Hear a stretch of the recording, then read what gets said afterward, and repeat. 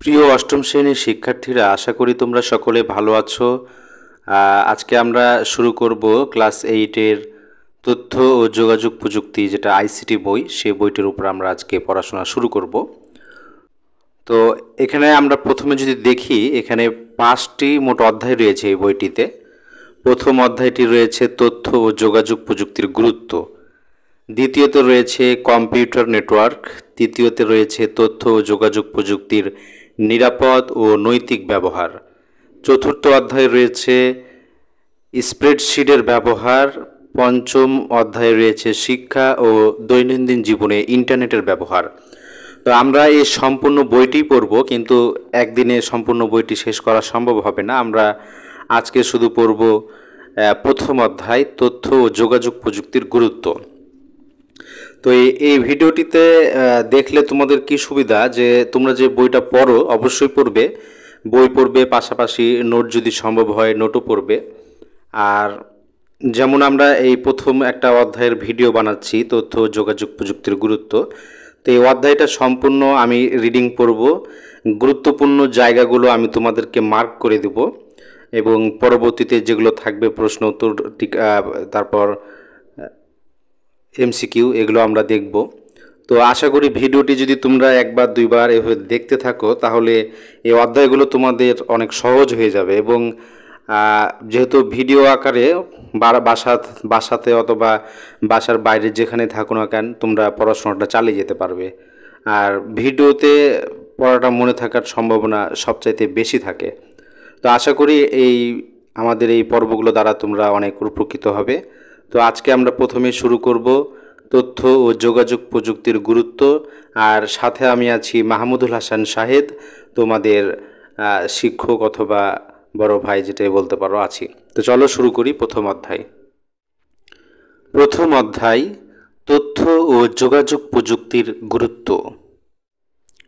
এই অধ্যায়টি শেষে আমরা যা শিখতে পারবো: তথ্য ও যোগাযোগ প্রযুক্তিতে কর্মসংস্থানের সুযোগ ব্যাখ্যা করতে পারব, যোগাযোগের ক্ষেত্রে তথ্য ও যোগাযোগ প্রযুক্তির ভূমিকা ব্যাখ্যা করতে পারব, ব্যবসা বাণিজ্যের ক্ষেত্রে তথ্য ও যোগাযোগ প্রযুক্তির সুযোগ ব্যাখ্যা করতে পারব, সরকারি কার্যক্রমে তথ্য ও যোগাযোগ প্রযুক্তি ব্যবহারের গুরুত্ব বর্ণনা করতে পারব, চিকিৎসা ক্ষেত্রে তথ্য ও যোগাযোগ প্রযুক্তির অবদান ব্যাখ্যা করতে পারব, গবেষণার ক্ষেত্রে তথ্য ও যোগাযোগ প্রযুক্তির ভূমিকা ব্যাখ্যা করতে পারব।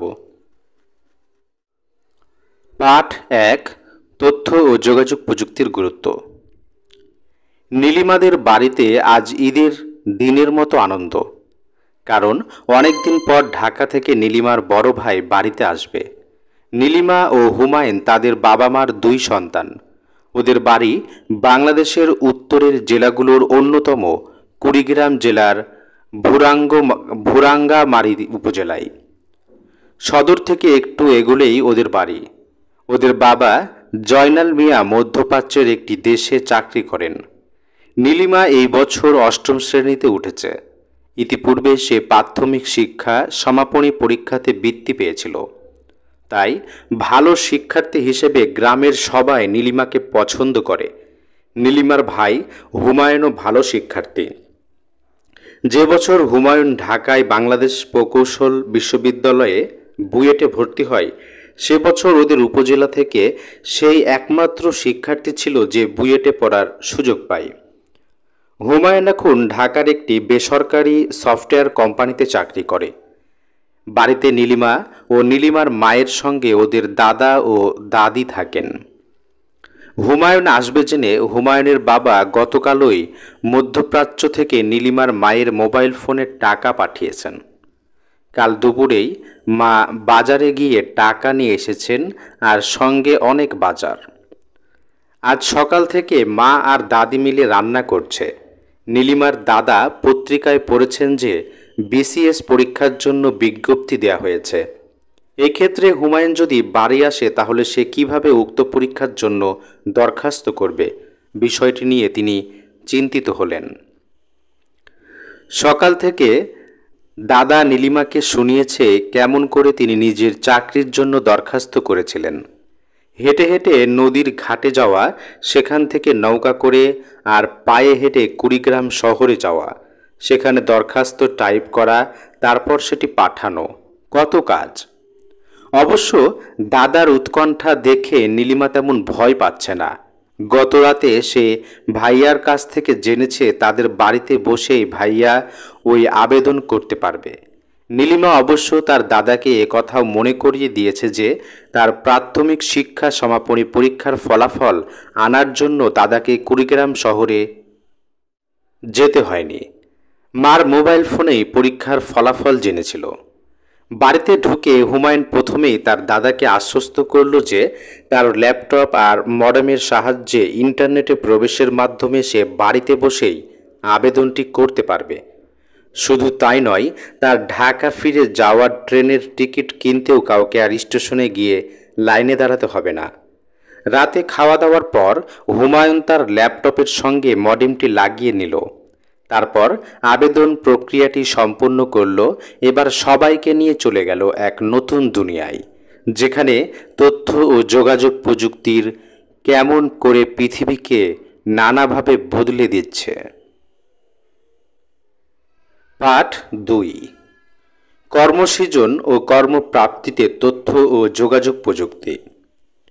তথ্য ও যোগাযোগ প্রযুক্তির ব্যাপক বিকাশের ফলে সমাজের বিভিন্ন স্তরে বিভিন্ন ধরনের পরিবর্তন সূচিত হয়েছে। শুরুর দিকে ধারণা করা হতো স্বয়ংক্রিয়করণ এবং প্রযুক্তির প্রয়োগের ফলে বিশ্বব্যাপী কাজের পরিমাণ কমে যাবে এবং বেকারের সংখ্যা বেড়ে যাবে। কিন্তু পরবর্তী সময়ে দেখা গেছে তথ্য প্রযুক্তির বিকাশের ফলে কিছু কিছু সনাতনী কাজ বিলুপ্ত হয়েছে বা বেশ কিছু কাজের ধারা পরিবর্তন হয়েছে বটে, তবে অসংখ্য নতুন কাজের সুযোগ সৃষ্টি হয়েছে। গবেষণায় দেখা গেছে ইন্টারনেট সংযোগ বৃদ্ধির সাথে সাথে কর্মসংস্থানের সুযোগও দ্রুত হারে বেড়ে গেছে। তথ্য ও যোগাযোগ প্রযুক্তির প্রয়োগের ফলে উৎপাদনশীলতা বৃদ্ধি পেয়েছে, যা বাঙালি শিক্ষাবিদ ও বর্তমানে আমেরিকার ম্যাসাচুসেটস ইনস্টিটিউট অব টেকনোলজির অধ্যাপক ডক্টর ইকবাল কাদিরের মতে সংযুক্তি উৎপাদনশীলতা, অর্থাৎ প্রযুক্তিতে জনগণের সংযুক্তি বাড়লে তাদের উৎপাদনশীলতা বাড়ে, ফলে তৈরি হয় নতুন কর্মসংস্থান।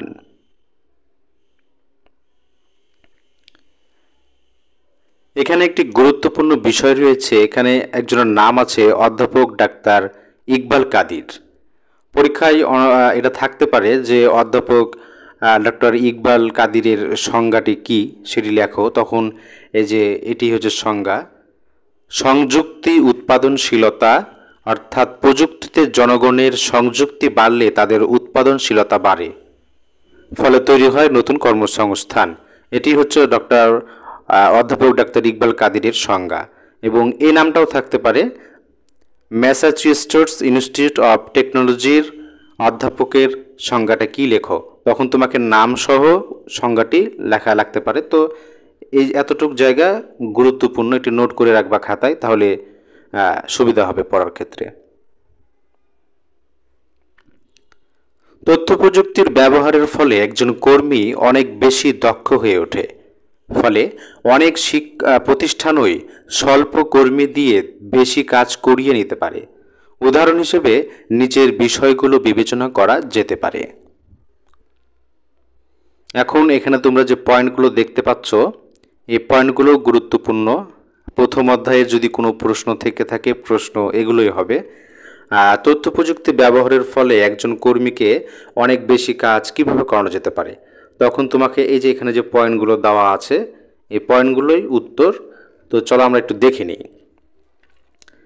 বিভিন্ন কারখানার বিপজ্জনক কাজগুলো মানুষের পরিবর্তে রোবট কিংবা স্বয়ংক্রিয় যন্ত্রের মাধ্যমে সম্পন্ন করা যেতে পারে। কর্মস্থলে কর্মীদের উপস্থিতির সময়কাল, তাদের বেতন ভাতাদি ইত্যাদি হিসাব করার জন্য বেশ কিছু কর্মীর প্রয়োজন হয়, কিন্তু স্বয়ংক্রিয় উপস্থিতি যন্ত্র, বেতন ভাতাদি হিসেবের সফটওয়্যার ইত্যাদি ব্যবহারের মাধ্যমে এই সকল কাজ সম্পন্ন করা যায়। বিভিন্ন গুদামে মালামাল সুসজ্জিত করার কাজ স্বয়ংক্রিয়ভাবে করা যায়। টেলিফোন এক্সচেঞ্জে কম্পিউটার নিয়ন্ত্রিত ডিজিটাল ব্যবস্থাপনার কারণে পৃথক জনবলের প্রয়োজন হয় না। স্বয়ংক্রিয় ইন্টারনেটে ভয়েস প্রযুক্তি ব্যবহার করে দিন-রাত যে কোনো সময় গ্রাহকের নির্দিষ্ট প্রশ্নের জবাব দেওয়া যায়।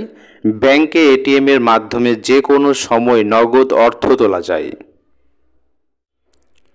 অন্যদিকে আইসিটির কারণে অনেক কাজের ধরন প্রতিনিয়ত বদলে যাচ্ছে। এর মধ্যে রয়েছে, এখান থেকে কিন্তু আরেকটি পয়েন্ট শুরু হলো, অন্যদিকে আইসিটির কারণে অনেক কাজের ধরন প্রতিনিয়ত বদলে যাচ্ছে।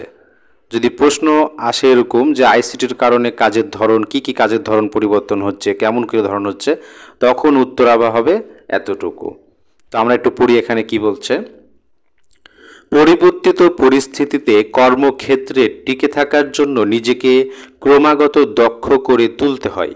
ফলে দক্ষতা উন্নয়নের কর্মসূচিতে প্রতিনিয়ত পরিবর্তন সাধিত হচ্ছে।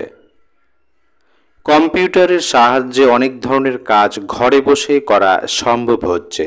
আবার অনেক ক্ষেত্রে পূর্বে বিশেষ দক্ষতা না থাকলে যে কাজ সম্পন্ন করা যেত না, এরূপ অনেক কাজ কম্পিউটারের সহায়তায় সহজে সম্পন্ন করা যাচ্ছে। যেমন ফটোগ্রাফি বা ভিডিও এডিটিং। অনেকে ঘরে বসে কাজ করছে, ফলে অনেক প্রতিষ্ঠানও এখন ভার্চুয়াল প্রতিষ্ঠানে পরিণত হয়েছে। এই সকল প্রতিষ্ঠানে সহায়ক কর্মীর সংখ্যা যেমন কমেছে, তেমনি তাদের কাজের ধরনও পাল্টে গেছে। সক্রিয়ভাবে মনিটরিং করা সম্ভব হওয়াতে কর্মীদের কাজে ফাঁকি দেওয়ার প্রবণতা ক্রমান্বয়ে হ্রাস পাচ্ছে ইত্যাদি। তথ্য ও যোগাযোগ প্রযুক্তির সবচেয়ে বড় প্রণোদনা হলো এর মাধ্যমে নিত্য নতুন কাজের ক্ষেত্র তৈরি হয়, ফলে অনেক বেশি কাজের সুযোগ তৈরি হয়। বাংলাদেশে মোবাইল ফোনের বিস্তার ও নতুন কর্মসৃজন, এখানেও গুরুত্বপূর্ণ পয়েন্ট রয়েছে। তথ্য প্রযুক্তির অবদানে অথবা প্রণোদনা হলো নতুন নতুন কি কর্মক্ষেত্র তৈরি হয়েছে তার একটি তালিকা দিয়ে রয়েছে। তো আমরা দেখি এখানে কি আছে। জাতীয় রাজস্ব আয় বৃদ্ধি ছাড়াও কেবল মোবাইল ফোনের বিকাশের ফলে বাংলাদেশে অনেক সেক্টরে বিপুল পরিমাণ নতুন কর্মের সৃষ্টি হয়েছে। এর মধ্যে উল্লেখযোগ্য কয়েকটি হলো: ক, মোবাইল কোম্পানিতে কাজের সুযোগ। দেশের সকল মোবাইল অপারেটর কোম্পানিতে বিপুল সংখ্যক কর্মীর কর্মসংস্থান হয়েছে। একটি মোবাইল কোম্পানি বর্তমানে দেশের সবচেয়ে বড় প্রযুক্তি বিষয়ক কোম্পানি। খ, মোবাইল ফোন সেট বিক্রয়, বিপণন ও রক্ষণাবেক্ষণ। দেশের প্রায় 12 কোটি মোবাইল গ্রাহককে মোবাইল ফোন সেট সরবরাহ, সেগুলোর বিপণন, বিক্রয় এবং পরবর্তীকালে বিক্রয়োত্তর সেবার জন্য বিপুল পরিমাণ কর্মীর চাহিদা সৃষ্টি হয়েছে। গ, বিভিন্ন মোবাইল সেবা প্রদান। মোবাইল ফোনে বিল পরিশোধের জন্য দেশে প্রতিনিয়ত বিল পরিশোধ কেন্দ্র বৃদ্ধি পাচ্ছে। এই সকল কেন্দ্রে যে কোনো মোবাইল গ্রাহক তার মোবাইল বিল পরিশোধ সহ অন্যান্য মোবাইল সেবা গ্রহণ করতে পারবে। ঘ, নতুন খাতের সৃষ্টি। মোবাইলে প্রযুক্তি বিস্তারের ফলে মোবাইল ব্যাংকিংয়ের মতো অসংখ্য নতুন খাতের সৃষ্টি হয়েছে, যার মাধ্যমে অনেক কিছু কর্মপ্রত্যাশীর কর্মসংস্থানের সুযোগ হয়েছে।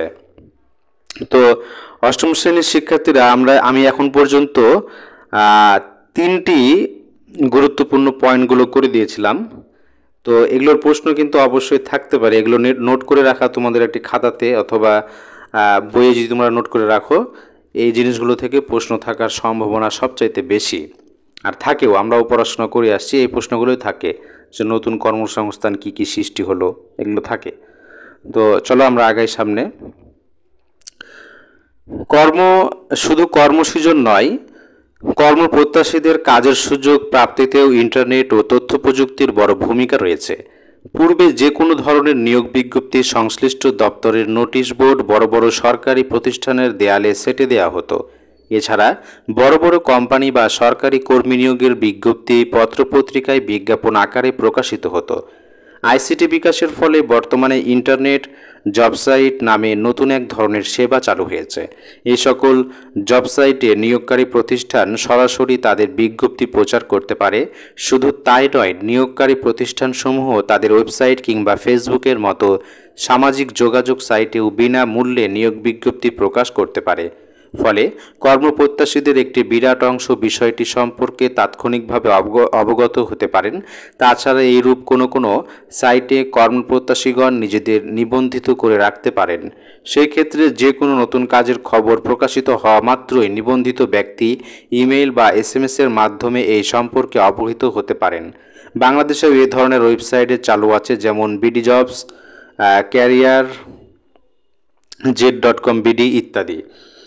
তো এখানে যে বিষয়টি পড়লাম তোমরা বুঝতে পেরেছো কিনা, যে bdjobs.com-এ ধরো সাপোজ আমরা অ্যাকাউন্ট খুলে রেখেছি, এখন বিভিন্ন কোম্পানি যখন তাদের নিয়োগগুলো দিবে তারা কি করবে, পত্রিকায় নিয়োগের জন্য তো টাকা খরচ হয়, কিন্তু ওই সাইডে বিডি জবসে অথবা যখন কোনো এরকম সাইডে তারা আপলোড করবে নিয়োগটা, তখন তাদের কোনো পেমেন্ট করা লাগবে না।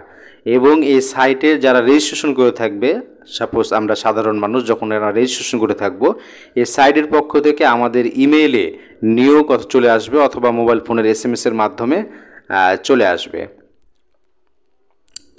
তারপরে রয়েছে ঘরে বসে আয়ের সুযোগ। এটিও গুরুত্বপূর্ণ, আমি পড়ছি, তোমরা ভালো করে শোনো। ইন্টারনেটের বিকাশের ফলে বর্তমান তৃতীয় বিশ্বের দেশগুলোর জন্য ঘরে বসে অন্য দেশের কাজ করে দেওয়ার সুযোগ সৃষ্টি হয়েছে। বিশ্বের বিভিন্ন দেশের বিভিন্ন প্রতিষ্ঠান তাদের নিজেদের অনেক কাজ, যেমন ওয়েবসাইট উন্নয়ন, রক্ষণাবেক্ষণ, মাসিক বেতন ভাতার বিল প্রস্তুতকরণ, ওয়েবসাইটের তথ্য যুক্তকরণ, সফটওয়্যার উন্নয়ন ইত্যাদি অন্য দেশের কর্মীর মাধ্যমে সম্পন্ন করে থাকে। এটিকে বলা হয় আউটসোর্সিং। ইন্টারনেট সংযোগ থাকলে যে কেউ এ ধরনের কাজের সঙ্গে যুক্ত হতে পারে। এক্ষেত্রে কাজের দক্ষতার পাশাপাশি ভাষা দক্ষতাও সমানভাবে প্রয়োজন হয়। এ সকল কাজ ইন্টারনেটে অনেক সাইটে পাওয়া যায়। এর মধ্যে জনপ্রিয় কয়েকটি হলো আপওয়ার্ক, ফ্রিল্যান্সার, ইল্যান্স ইত্যাদি। বাংলাদেশের মুক্ত পেশাজীবীগণ এই সকল সাইটে ব্যবহার করে আত্মকর্মসংস্থানে সক্ষম হচ্ছে। আউটসোর্সিংয়ের মাধ্যমে কর্মসংস্থানের সুযোগ ও ক্রমাগত বৃদ্ধি পাচ্ছে। এই বিষয়টা নিয়ে যদি আমি একটু আমার ভাষায় বলি, যে আউটসোর্সিং বলতে কেমন বোঝায়, বাস্তবে আমি তোমাদের দেখবা যে অনেকে গ্রাফিক ডিজাইনের কাজ করে, তারপরে এসইওর কাজ করে, মার্কেটিংয়ের কাজ করে, হ্যাঁ, বিভিন্ন ধরনের কাজ আছে যেগুলো একটা মানুষের যে যোগ্যতাটা আছে। সাপোজ আমি একজন গ্রাফিক ডিজাইনার, আমি যে কোনো ডিজাইন কম্পিউটারের সাহায্যে করতে পারি। তখন কি হয়, যে আপওয়ার্ক, ফ্রিল্যান্সার, ইল্যান্স এরকম বিভিন্ন সাইটে আমার একটা প্রোফাইল থাকবে। ফেসবুক প্রোফাইল যেমন থাকে তেমন এইসব সাইটে একটা প্রোফাইল থাকবে। এর মধ্যে অনেক যারা এই কাজগুলো করাতে চায় তারা এই সব সাইটে গিয়ে তখন কারা কারা গ্রাফিক ডিজাইনার আছে এটা তাদের প্রোফাইলগুলো তাদের সামনে যায়, এবং কাজের একটা হিস্টোরি থাকে যে আমি এতগুলো কাজ ডেলিভারি দিয়েছি, সেটার একটা রেটিং থাকে যে দেখতে পায় যে আমি কাজটা কেমন করি। তারপরে কিছু কিছু সাইডে আবার দাম দর হয়, যেমন আমাদের বাংলাদেশের যারা গ্রাফিক ডিজাইনার আছে তারা অনেক কম মূল্যে কিন্তু ডিজাইনারের কাজ করে। তো সাপোজ একজন রাশিয়ান মানুষ, সে একটি ডিজাইন করাবে, তো সে দেখলো যে আমেরিকান একজন গ্রাফিক ডিজাইনারের চাইতে একজন বাংলাদেশি গ্রাফিক ডিজাইনারের রেটটা অনেক কম, সেক্ষেত্রে সে কিন্তু বাংলাদেশিকে কাজটা দেবে। তো বিষয়টা এরকম যে এইসব সাইটে একটা অ্যাকাউন্ট থাকা মানে পুরো পৃথিবীটাই আমার কর্মসংস্থানে পরিণত হয়, আর এটাকেই বলা হচ্ছে আউটসোর্সিং। তো আশা করি তোমরা বিষয়টা বুঝতে পেরেছো। বুঝতে না পারলে ভিডিওটি আবার দেখবা, তাহলে শুরু থেকে দেখলে আবার বুঝতে পারবা। এরপর রয়েছে পার্ট 3 বা পার্ট 3, যোগাযোগ। যোগাযোগ করার পদ্ধতিতে মোটামুটি দুই ভাগে ভাগ করা যায়, একমুখী ও দ্বিমুখী।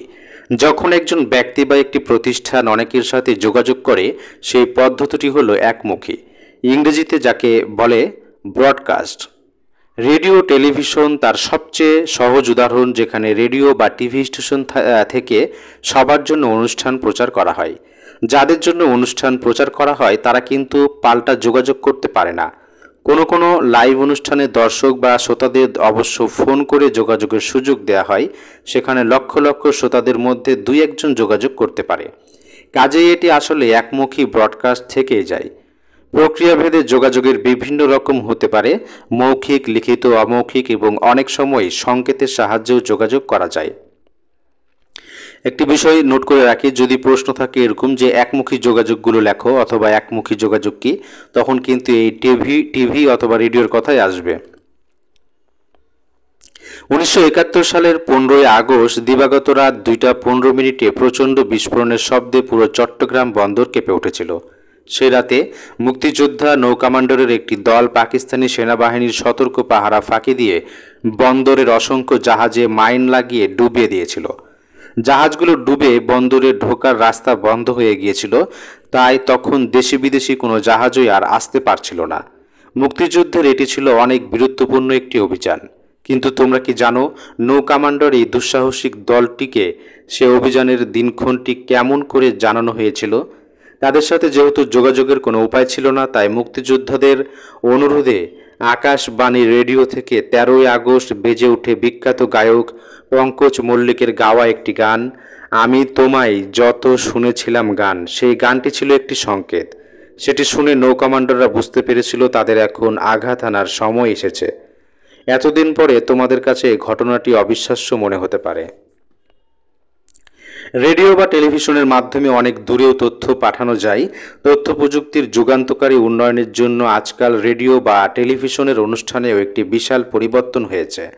টেলিভিশনের দুই একটি চ্যানেলের পরিবর্তে এখন শত শত চ্যানেল দেখা সম্ভব।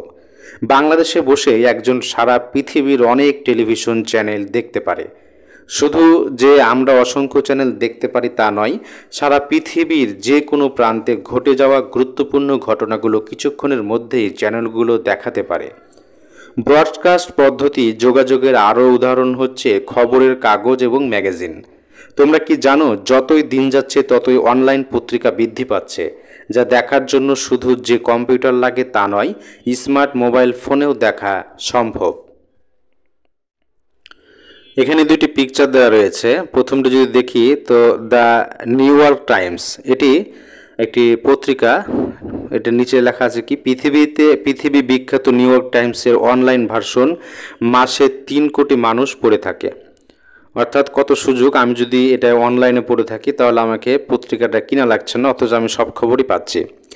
আর ডানে রয়েছে একটা টেলিফোনের ছবি। এখানে বলা হচ্ছে টেলিফোনে কথা বলার সাথে সাথে দেখারও ব্যবস্থা আছে।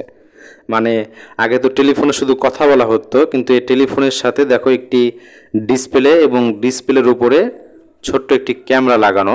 তোমরা দেখতে পাচ্ছ কিনা, এই যে এটা টেলিফোন। আগে এতটুকু অংশই ছিল টেলিফোনের, পরবর্তীতে যুক্ত করা হয়েছে এই যে এটি একটি ডিসপ্লে আর এই যে ছোট্ট এখানে একটি ক্যামেরা। তো এটার সাহায্যে কি হবে, যখন কারোর সাথে কথা বলবে কেউ, এই ক্যামেরা অন করলে মানে একে অপরকে দুজন দেখতে পারবে। তো এখানে এই জিনিসটি দেখানো হয়েছে। যোগাযোগের একমুখী ব্রডকাস্ট পদ্ধতির সম্পূরক রূপটি হচ্ছে দ্বিমুখী যোগাযোগ, যার সবচেয়ে ভালো উদাহরণ হচ্ছিল টেলিফোন। তোমরা সবাই জানো যে টেলিফোনে দুজন একই সাথে পরস্পরের সাথে যোগাযোগ করতে পারে। মাত্র এক যুগ আগেও বাংলাদেশ শুধু সচ্ছল ও ক্ষমতাবান মানুষদের কাছে টেলিফোন ছিল। এখন এদেশে যে কোনো মানুষ মোবাইল ফোনে একে অন্যের সাথে যোগাযোগ করতে পারে এবং এটি সম্ভব হয়েছে তথ্য ও যোগাযোগ প্রযুক্তির অভূতপূর্ব উন্নয়নের জন্য। বাংলাদেশের বিশাল জনগোষ্ঠী দেশের বাইরে থেকে কাজ করে আমাদের অর্থনীতিকে সমৃদ্ধ করছে। এখন তাদের আত্মীয় স্বজন ইচ্ছে করলে তাদের সাথে যোগাযোগ করে কথা শুনতে পারে কিংবা দেখতে পারে। আর এখন এই কাজটি করা সম্ভব হচ্ছে তথ্য ও যোগাযোগ প্রযুক্তির ব্যবহারের মাধ্যমে। একসময় মানুষের নামটি ছিল পরিচয়, এখন নামের পাশাপাশি আরেকটি পরিচয় খুব গুরুত্বপূর্ণ হয়ে গিয়েছে, সেটি হচ্ছে তার ইমেল অ্যাড্রেস। কয়েকটি অক্ষর বা বিশেষ চিহ্ন দিয়ে একটি ইমেল অ্যাড্রেস তৈরি হয় এবং এটি দিয়ে পৃথিবীর যে কোনো জায়গা থেকে যে কোনো মানুষ যোগাযোগ করতে পারে। তোমরা নিশ্চয়ই এতদিনে জেনে গেছো পৃথিবীর মানুষের ভেতর এখন যোগাযোগের বেশিরভাগই হয়ে থাকে ইমেইলে। তথ্য ও যোগাযোগ প্রযুক্তির অন্যতম একটি বিষয় হলো সামাজিক যোগাযোগ মাধ্যম। আজকাল সামাজিক নেটওয়ার্ক ব্যবহার করে একজন একই সময়ে অনেকের সাথে যোগাযোগ করতে পারে, সংগঠিত হতে পারে, এমনকি সংগঠিত হয়ে দেশের বিভিন্ন উন্নয়নমূলক কর্মকাণ্ডে অংশগ্রহণ করতে পারে। কাজেই তোমরা নিশ্চয়ই বুঝতে পারছো, তথ্য প্রযুক্তি সারা পৃথিবীর সকল মানুষের ভেতরে যোগাযোগটাকে বাড়িয়ে দিয়ে একটি নতুন পৃথিবীর জন্ম দিতে শুরু করেছে, যেখানে ভার্চুয়াল জগতে সবাই সবার পাশে দাঁড়িয়ে আছে। তোমরা হয়তো জেনে থাকবে যে ভিন্ন ভৌগোলিক দূরত্বে অবস্থান করেও ভার্চুয়াল জগতে বা ইন্টারনেট সভা বা সম্মেলন করা, সেমিনার আয়োজন করা, ভার্চুয়াল ক্লাসরুম তৈরি করা যায়। ব্যবসা বাণিজ্যের ক্ষেত্রে প্রতিষ্ঠানের কর্মীদের মধ্যে সভা করা, টেলিমেডিসিনের ক্ষেত্রে ডাক্তার, রোগী ও হসপিটালের সাথে সভা করা, সামাজিক যোগাযোগ রক্ষার ক্ষেত্রে কমিউনিটির মধ্যে ভার্চুয়াল গেট টুগেদার আয়োজন করা ইত্যাদি কাজে বর্তমানে ওয়েব কনফারেন্সিং প্রযুক্তি ব্যাপকভাবে ব্যবহৃত হয়। ওয়েব কনফারেন্সিং বলতে ইন্টারনেটে বিভিন্ন মিডিয়া ব্যবহার, ওয়েব সেমিনার, ওয়েবকাস্ট এবং ওয়েব মিটিং সহ বিভিন্ন ধরনের অনলাইন কনফারেন্সিং সেবাকে বোঝানো হয়েছে। সবাই অংশগ্রহণকারীগণ ভিন্ন ভৌগোলিক দূরত্বে থাকা সত্ত্বেও ভিডিও কনফারেন্সিং সফটওয়্যার তাদের মুখোমুখি সাক্ষাৎ হওয়ার সুযোগ সৃষ্টি করে দেয়। অন্যদিকে অডিও কনফারেন্সিং সফটওয়্যার কারণ সাধারণ টেলিফোনের তুলনায় কম ব্যয়ে ফোন করা বা টেলিকনফারেন্সিং করার সক্ষমতা তৈরি করে। স্মার্টফোন, ট্যাব ও আধুনিক ল্যাপটপে ইন্টারনেট সংযোগ, ওয়েব ক্যামেরা, মাইক, স্পিকার ইত্যাদি বিল্ট ইন অবস্থায় থাকার ফলে সহজেই ওয়েব কনফারেন্সিং সফটওয়্যার ব্যবহার করা যায়। তবে ডেস্কটপ কম্পিউটারে এই সফটওয়্যার ব্যবহার করার জন্য ইন্টারনেট সংযোগ, ওয়েবক্যাম, হেডসেট অথবা মাইক্রোফোন ও অডিও স্পিকার প্রয়োজন হয়। ওয়েব কনফারেন্সিং সফটওয়্যারের বৈশিষ্ট্য: ভিডিও কনফারেন্সিং সফটওয়্যার উপযুক্ত হার্ডওয়্যার ব্যবহার করে ভিন্ন ভৌগোলিক দূরত্ব অবস্থানকারী ব্যক্তিদেরকে মিটিং চলাকালে ভার্চুয়ালভাবে মুখোমুখি থাকার অভিজ্ঞতা দেয়। এই সফটওয়্যার একটি ভার্চুয়াল সভাঘর স্থাপন করে যেখানে দুজন ব্যক্তি থেকে শুরু করে কয়েক হাজার অংশগ্রহণকারী পর্যন্ত একত্র হতে পারে। এক্ষেত্রে একজন মডারেটর বা উপস্থাপক সভার নিয়ন্ত্রণ করেন। অডিও কনফারেন্সিং ওয়েব কনফারেন্সিং সফটওয়্যারে যে কোনো জায়গা থেকে ফোন কল এবং কনফারেন্স কল করার জন্য সহজ ও তুলনামূলক সস্তা আইপি টেলিফোনের ব্যবহার সংযুক্ত থাকে। অডিও কনফারেন্সিং সফটওয়্যার প্রায়শই কোনো ভিডিও কনফারেন্সিং সফটওয়্যারের সাথে অন্তর্ভুক্ত থাকে, কারণ ব্যবহারকারী যাতে তার ক্যামেরা ফাংশন চালু না করেও সভায় অংশগ্রহণ করতে পারে। তো এখন আমি যে বিষয়টা পড়ছি এটাও কিন্তু অনেক গুরুত্বপূর্ণ, এটাও কিন্তু নোট করতে হবে। ওয়েব কনফারেন্সিং সফটওয়্যারের বৈশিষ্ট্যগুলো কী লিখো, পরীক্ষায় থাকতে পারে। ভিডিও স্ট্রিমিং: মডারেটর বা সভার উপস্থাপক তার কম্পিউটার থেকে অন্য সবার কাছে ভিডিও বা অন্যান্য মিডিয়া ফাইল প্রদর্শন বা শেয়ার করতে পারে। স্লাইড শো উপস্থাপক কোনো স্লাইড উপস্থাপনার আলোচনা কিংবা ব্যাখ্যা করার সময় সকল অংশগ্রহণকারীরা স্লাইড শোটি দেখতে পারেন। ফাইল, স্ক্রিন এবং অ্যাপ্লিকেশন শেয়ার করে নেওয়া: সভার মডারেটর দ্বারা শেয়ার করা কোনো ফাইল, স্ক্রিন এবং অ্যাপ্লিকেশন অংশগ্রহণকারীরা ব্যবহার করতে পারে। উপস্থাপক তার উপস্থাপনা চলাকালে কী দেখছেন এবং কী করছেন তাও তিনি দেখতে পারেন। অভ্যন্তরীণ বার্তা বা টেক্সট মেসেজ চ্যাট: সভায় অংশগ্রহণকারীরা নিঃশব্দ বা মিউটেড হওয়া সত্ত্বেও মডারেটরের জন্য প্রশ্ন বা অন্য অংশগ্রহণকারীদের কাছে মন্তব্য বা অভ্যন্তরীণ বার্তা প্রেরণ এবং প্রশ্ন উত্তর ইত্যাদি চ্যাট করতে পারেন। হোয়াইট বোর্ড: সবাই অংশগ্রহণকারী কেউ চাইলে ভার্চুয়াল জগতের সাদা বোর্ডের মধ্যে লেখা, চিত্র আঁকা এবং তাৎক্ষণিক কোনো কিছুর ব্যাখ্যা করার জন্য ব্যবহার করতে পারেন। এটি যদি আমি একটু দেখাই তোমাদেরকে, হোয়াইট বোর্ড কি, এই যে আমি ভিডিওটা করছি আর তোমরা ভিডিওটা দেখতে পাচ্ছ, আমার হোয়াইট বোর্ড হলো এই যে এটি। আমি বিভিন্ন এখানে লেখালেখি করতে পারবো, তারপরে যে চিহ্ন দিতে পারবো, এই যে আমি আঁকায় দিতে পারলাম, আমি বললাম যে এই পয়েন্টটা দেখো, হ্যাঁ, তারপরে এটার মাধ্যমে লিখতে পারলাম ভিআইপি। এই যে এটা হচ্ছে আমার এখন হোয়াইট বোর্ড, তোমরা দেখতে পাচ্ছ। তো এটির কথাই এই যে এখানে হোয়াইট বোর্ড এখানে বলা হচ্ছে। বিষয়টা সহজ যদি বুঝতে পারো, আর বুঝতে না পারলে কঠিন।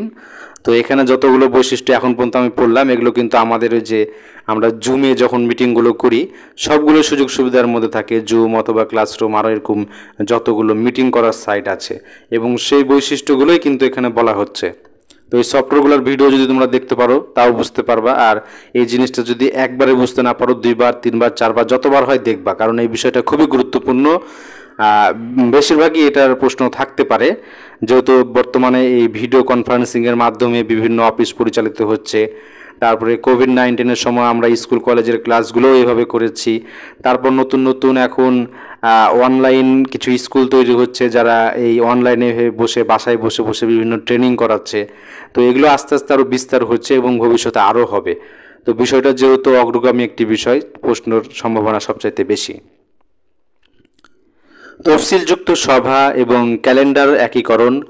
ওয়েব কনফারেন্সিং অ্যাপ্লিকেশনে মিটিং পরিকল্পনা করা যায়। সভায় অংশগ্রহণকারীদের সাথে মিটিং লিঙ্ক বিতরণ কাজে সহায়তা করতে প্রায়ই ব্যবহারকারীর বিদ্যমান ক্যালেন্ডারের সাথে নির্ধারিত সভা অন্তর্ভুক্ত করে দেয়। ফলে ক্যালেন্ডারের আমন্ত্রণ থেকে সরাসরি মিটিং সফটওয়্যারটি চালু করা যায়। ব্যবহারকারী ইমেইলের মাধ্যমে সভার আমন্ত্রণ প্রেরণ বা সামাজিক যোগাযোগ মাধ্যমে ওয়েবিনারের জন্য উন্মুক্ত সভার লিঙ্ক শেয়ার করতে পারেন। সভার গোপনীয়তা রক্ষা করা বা এনক্রিপ্ট করা। নিরাপদ ওয়েব কনফারেন্সিং সফটওয়্যার সভার গোপনীয়তা রক্ষা করে থাকে। সভায় নতুন উপস্থিতদের পরিচয় যাচাই করার জন্য ভার্চুয়াল ওয়েটিং রুম বা অনুমতি সেটিংসের মাধ্যমে ব্যবস্থা নেওয়া হয়। তাছাড়া তথ্য চুরি ঠেকাতে বিভিন্ন ধরনের এনক্রিপশন পদ্ধতিরও প্রয়োগ করা হয়। সভা রেকর্ডিং সুবিধা। ওয়েব কনফারেন্সিং সফটওয়্যারে MP3 বা MP4 ফাইল ফরম্যাটে সম্পূর্ণ সভা অথবা সভার প্রয়োজনীয় অংশের ভিডিও বা অডিও রেকর্ড করার সুবিধা থাকে। ফলে সভার কার্যপত্র তৈরি অথবা কনফারেন্সটি বারবার ব্যবহার করার সুবিধা পাওয়া যায়। এই যে তখন যে কথাটা বললাম, এখানে কিছু দেওয়া আছে, স্কাইপি, ওয়ার বাই গুগল, তারপরে জুম, এগুলোর দ্বারাতে এই যে ভিডিও কলের একটি এখানে ছবি দেওয়া আছে, একজন মানুষ কম্পিউটারে দেখতে পাচ্ছে সবাইকে এবং সবাই সবার সাথে কানেক্ট কথা বলছে। আর যে সুবিধাগুলো আছে সেই সুবিধাগুলোও তারা স্লাইড শো দেখাতে পারবে, হোয়াইট বোর্ডের ব্যবহারটা করতে পারবে। তো চলো সামনের দিকে যাই। জনপ্রিয় ওয়েব কনফারেন্সিং সফটওয়্যারগুলোর মধ্যে রয়েছে Zoom, FaceTime, Facebook Messenger room, Microsoft team, Cisco Webex, Skype, Google Meet ইত্যাদি উল্লেখযোগ্য। তো এখানে যে নামগুলো আছে এগুলো গুরুত্বপূর্ণ, প্রশ্নে থাকতেও পারে যে কয়েকটি নাম বলো, তখন এগুলো লাগবে আর কি। তো আশা করি এই নামগুলো ভুলারও না, বিশেষভাবে ফেসবুক মেসেঞ্জার রুম এটা মনে থাকবে, জুম এটাও খুব পরিচিত, এটাও মনে থাকবে। তারপরে মাইক্রোসফট টিম, স্কাইপি, এগুলো আমাদের মানে সবারই জানা আর কি, তারপরে একটু ভালো করে দেখে নিতে হবে। তারপরে এখানে কি বলছে, দলগত কাজ। সত্যিকারের খবরের কাগজ এবং অনলাইন খবরের কাগজের পক্ষে দুটি দল তৈরি করে একটি বিতর্কের আয়োজন করো। পাঠ 5, সরকারি কর্মকাণ্ডে তথ্য ও যোগাযোগ প্রযুক্তির প্রয়োগ। রাষ্ট্রের অত্যন্ত গুরুত্বপূর্ণ একটি অঙ্গ হল সরকার। যে কোনো দেশের সরকার জনগণের জন্য নিরাপদ, সৃজনশীল কর্মসংস্থান এবং সর্বোপরি মানুষকে দারিদ্র্য থেকে মুক্ত করার জন্য নানাবিধ উদ্যোগ গ্রহণ করে থাকে। সরকারের সাধারণ কার্যক্রমের মধ্যে রয়েছে আইন ও নীতি প্রণয়ন এবং বিভিন্ন মন্ত্রণালয়, দপ্তর ও সংস্থার মাধ্যমে তা বাস্তবায়ন এবং সর্বোপরি আন্তর্জাতিক পরিমণ্ডলে নিজ দেশকে সঠিকভাবে উপস্থাপন।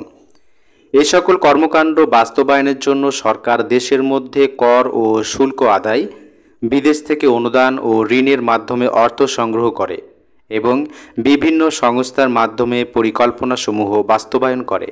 প্রয়োজনে বেসরকারি সংস্থা বা ব্যক্তিকে নিয়োগ দেওয়া হয়। সরকারি সকল কাজেই তথ্য ও যোগাযোগ প্রযুক্তির গুরুত্ব প্রয়োগ রয়েছে। এখানে কয়েকটি বিষয় উল্লেখ করা হলো।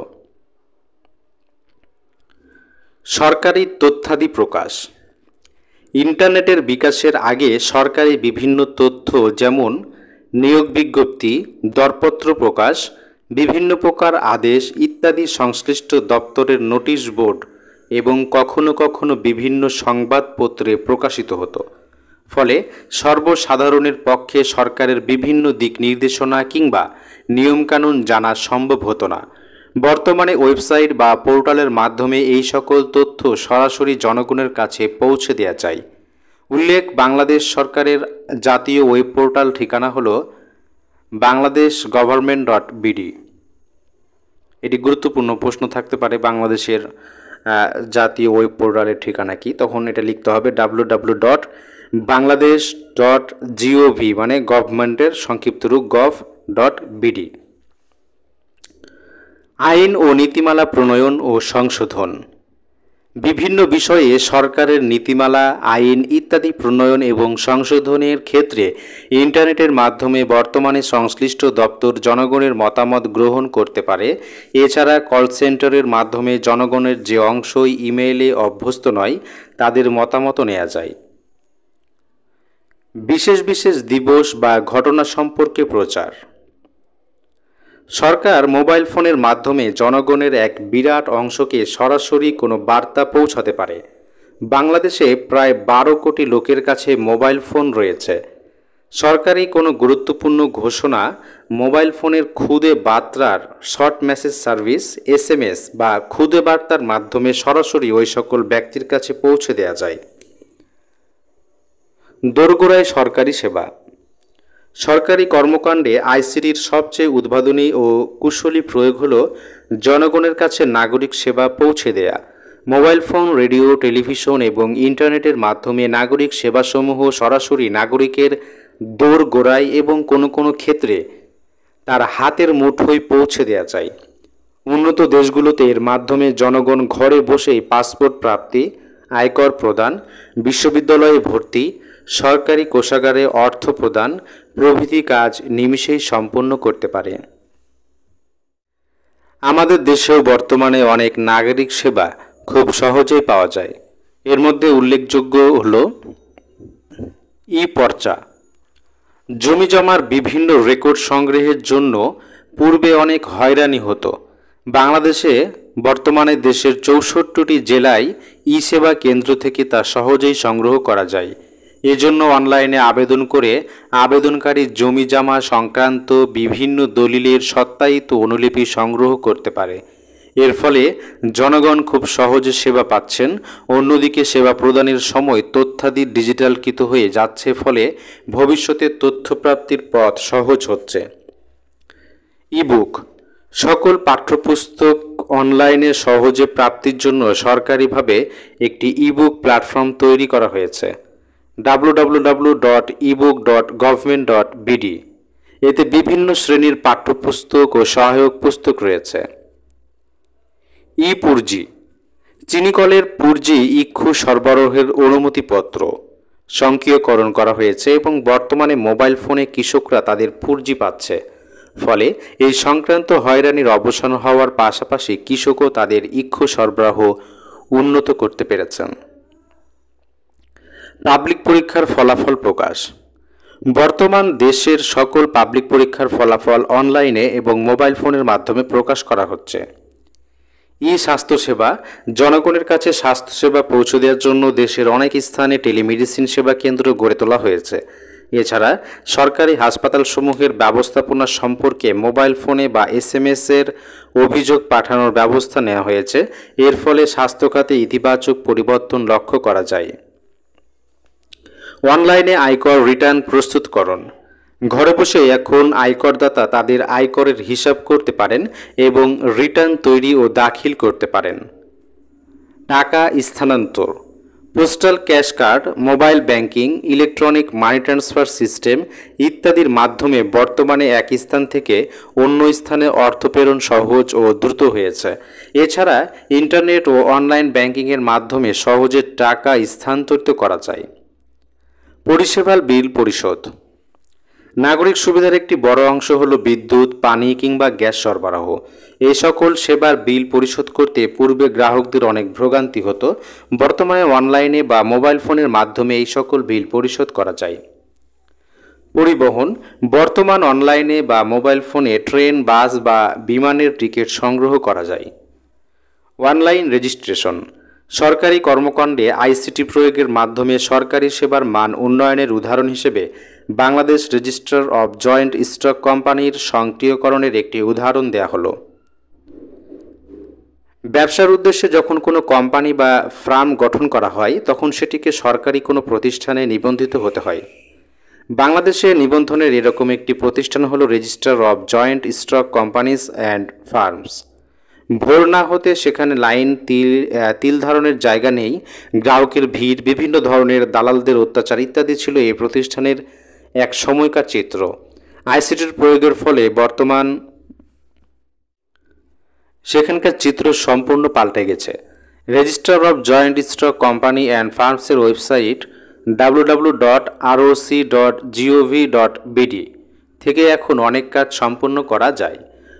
কয়েকটি কাজের অতীত ও বর্তমান অবস্থার ছক আকারে দেখানো হলো। ছকটিতে আমরা দেখতে পাচ্ছি প্রথমে রয়েছে কাজ, অতীতে কিভাবে হতো এবং বর্তমানে কিভাবে হচ্ছে।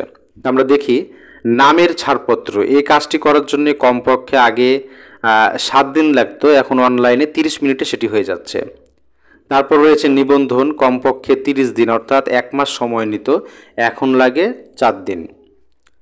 ফি প্রদান, ভোর থেকে লাইনে দাঁড়িয়ে থাকা লাগতো আগে, আর এখন এটা ব্যাংকের মাধ্যমে হয়ে যাচ্ছে সহজেই। নিবন্ধনের জন্য অফিসে যাতায়াত, এটার কমপক্ষে 6 বার যাওয়া আসা করা লাগতো, আর এখন একবারও করা লাগছে না। তো তথ্য প্রযুক্তির মাধ্যমে কাজটা কতটা সহজ হয়েছে এই ছকের মাধ্যমে একেবারে সহজে এটা বোঝানো হয়েছে। পার্ট 6, চিকিৎসা। তথ্য প্রযুক্তির কারণে যেসব ক্ষেত্রে উল্লেখযোগ্য পরিবর্তন হয়েছে তার একটি হচ্ছে চিকিৎসা। একটা সময় ছিল যখন ডাক্তার বা কবিরাজরা রোগীর লক্ষণ দেখে যেটুকু তথ্য পেতেন সেটা দিয়ে তার চিকিৎসা করতেন। এখন আর সে অবস্থা নেই। একজন রোগী সম্পর্কে সিদ্ধান্ত নেওয়ার আগে ডাক্তার তার পুরো শরীরকে সূক্ষ্মভাবে পরীক্ষা নিরীক্ষা করতে পারেন এবং অত্যন্ত নিখুঁতভাবে তার রোগ নির্ণয় করতে পারেন। শুধু তাই নয়, সেই তথ্যগুলো ডেটাবেজে থাকতে পারে এবং ভবিষ্যৎ প্রয়োজনে সকল তথ্য আবার খুঁজে বের করে নিয়ে আসা যেতে পারে। একজন রোগীর চিকিৎসা করার জন্য ডাক্তারদের আর অনুমানের উপর নির্ভর করতে হয় না, তথ্য প্রযুক্তি ব্যবহার করে সঠিক ওষুধ নির্বাচন ও প্রেসক্রিপশন প্রস্তুত করতে পারে। শুধু যে তথ্য প্রযুক্তি দিয়ে রোগীর সকল তথ্য পর্যালোচনা করা সম্ভব হয় তা নয়, চিকিৎসাতে তথ্য প্রযুক্তিতে ব্যবহার করে যে নতুন নতুন যন্ত্রপাতি তৈরি করা হয়েছে সেগুলো ব্যবহার করা শুরু হয়েছে। এই যন্ত্রগুলো যে সকল তথ্য সংগ্রহ করে সেগুলো প্রক্রিয়া করা হয় নিখুঁতভাবে। যে কাজটি আগে করা অসম্ভব ছিল, এখন সেটি মানুষ নিজের ঘরে বসে বসে করতে পারে। আমাদের দেশে এখনও ডাক্তারের সংখ্যা বেশি নয়। এই অল্পতুলতার কারণে অনেক সময় দেখা যায় ছোট শহরে বা গ্রামে অভিজ্ঞ ডাক্তারদের পাওয়া যায় না। ভবিষ্যতে এই সমস্যায় একসময় দেশের সব অঞ্চলেই চিকিৎসা ব্যবস্থা থাকবে, কিন্তু যতদিন আমরা সে অবস্থায় পৌঁছাতে পারছি না, তথ্য প্রযুক্তি ততদিন আমাদেরকে সাহায্য করতে এসেছে টেলিমেডিসিন নিয়ে। টেলিমেডিসিন হচ্ছে টেলিফোনের সাহায্যে চিকিৎসা সেবা নেওয়া। তোমরা শুনে খুশি হবে, আমাদের দেশেও বিভিন্ন প্রতিষ্ঠান টেলিমেডিসিন সাহায্য নিয়ে এসেছে। যখন হাতের কাছে কোনো ডাক্তারকে জরুরি কিছু জিজ্ঞেস করার উপায় নেই, তখন টেলিমেডিসিন ব্যবহার করে ডাক্তারের সাহায্য নেওয়া যায়। আমাদের দেশে 16236 নম্বরে ফোন করে যে কোনো সময় স্বাস্থ্যসেবা বা পরামর্শ গ্রহণ করা যায়। রোগ হলে ডাক্তারের কাছে চিকিৎসা নিয়ে আমরা যেভাবে স্বাস্থ্যসেবা নিই, ঠিক তার মতোই গুরুত্বপূর্ণ হচ্ছে রোগ যেন না হয় তার ব্যবস্থা গ্রহণ। সেজন্য সবাইকে রোগ প্রতিরোধক টিকা নিতে হয়। তোমরা জেনে গর্ববোধ করতে পারো যে শিশুদের রোগ প্রতিরোধ টিকা দেওয়ার ফলে বাংলাদেশের শিশু মৃত্যুর হার অনেক কমেছে। দেশের কোটি কোটি শিশুকে সঠিক সময়ে এই টিকা দেওয়ার কর্মসূচি বাস্তবায়ন সম্ভব হয়, কারণ তথ্য প্রযুক্তিকে ব্যবহার করে দায়িত্বপ্রাপ্ত ব্যক্তিগণ নিখুঁতভাবে পরিকল্পনা করতে পারছেন এবং সেটাকে কার্যকর করা সম্ভব হচ্ছে। চিকিৎসার ক্ষেত্রে আমরা আগে যে বিষয়গুলো কল্পনাও করতে পারতাম না, এখন সেরকম অনেক কিছু আমাদের হাতের নাগালে চলে এসেছে। তাই বলে তোমরা কিন্তু মনে করো না যে আমরা সব কিছু পেয়ে গেছি। তথ্য প্রযুক্তির কারণে আমরা এখন অন্য মাত্রায় গবেষণা করতে পারি। মানুষের জিনোম রহস্যভেদের মতো জটিল কাজ আধুনিক কম্পিউটার দ্বারা সহজেই সমাধান করা গেছে। তাই চিকিৎসার জগতে একটা বিপ্লব শুরু হতে যাচ্ছে। এতদিন রোগের উপসর্গ কমানো হতো, এখন সত্যিকারভাবে রোগের কারণটি খুঁজে বের করে সেটাকে অপসারণ করা হয়। শুধু তাই নয়, এখন যেরকম সব মানুষ একই ওষুধ খায়, ভবিষ্যতে প্রত্যেক মানুষের জন্য আলাদা করে তার শরীরের উপযোগী ওষুধ তৈরি হবে। এখন একজনকে উপস্থিত থেকে অপারেশন থিয়েটারে অপারেশন করতে হয়, ভবিষ্যতে হাজার মাইল দূর থেকে তথ্য প্রযুক্তির ব্যবহার করে সার্জনরা রোগীর অপারেশন করতে পারবেন। পাঠ ৭, গবেষণা। সভ্যতা ক্রমান্বয়ে এগিয়ে যাচ্ছে, যা সম্ভব হচ্ছে মানুষের নতুন কিছু বের করার আগ্রহ ও গবেষণার পরিপ্রেক্ষিতে। তোমরা নিশ্চয়ই অনুমান করতে পেরেছ, তথ্য প্রযুক্তির কারণে এই গবেষণার জগতে শুধু যে একটা বিশাল উন্নতি হয়েছে তা নয়, বলা যেতে পারে এখন সম্পূর্ণ নতুন একটা মাত্রা যোগ হয়েছে। মানুষ এখন সাহিত্য, শিল্প বা সমাজবিজ্ঞান অথবা গণিত, প্রযুক্তির আর বিজ্ঞান আর যা নিয়েই গবেষণা করুক না কেন, তারা কম্পিউটার এবং তথ্য প্রযুক্তির সাহায্য ছাড়া সেই গবেষণার কথা চিন্তাও করতে পারে না। গবেষণা করতে হলেই নানা ধরনের তথ্য নিয়ে কাজ করতে হয়। তথ্য সংগ্রহ করতে হলে প্রক্রিয়া করতে হয়, বিশ্লেষণ করতে হয় এবং গবেষণা শেষে তথ্যকে সুন্দর করে প্রদর্শন করতে হয়। আগে সব সময় এই কাজগুলো মানুষকে দৈহিক পরিশ্রম করে করতে হতো। কম্পিউটার চলে আসার পর এগুলো আর নিজের হাতে করতে হয় না, মানুষ কম্পিউটার ব্যবহার করে করতে পারে। এর ফলে এখন গবেষকদের আর তথ্য প্রক্রিয়া নিয়ে দুশ্চিন্তা করতে হয় না, তারা সত্যিকারের গবেষণায় মন দিতে পারেন।